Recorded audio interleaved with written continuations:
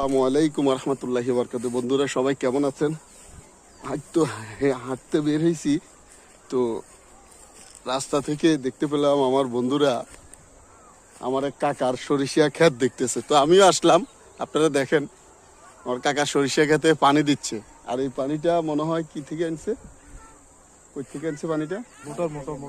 Motor থেকে, ওই যে ওই দিক থেকে মোটরে অনেক দূর থেকে পানি নিয়ে আসছে দেখেন, এবং এই সরিষা গাছে কাকা পানি দিচ্ছে। তো এখানে এসে দেখলাম আমার আরেক বন্ধু কন্টেন্ট ক্রিয়েটর আমাদের আরিফ মজুমদার, পানি নাঙ্গলিয়া নদী থেকে আসছে এখানে।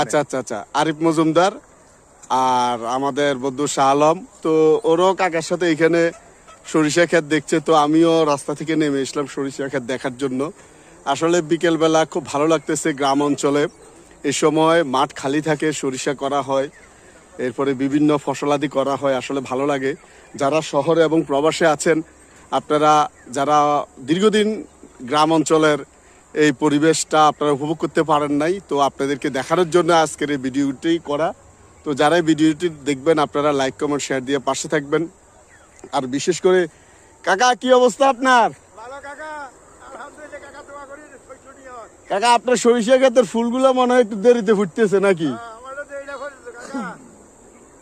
তো তো এমনি তো আশা করি ফসল ভালো হবে, কি বলেন?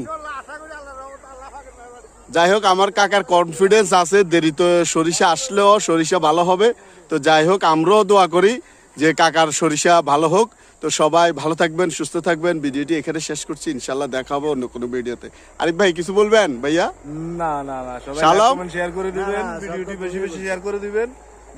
ধন্যবাদ। আসসালামু আলাইকুম।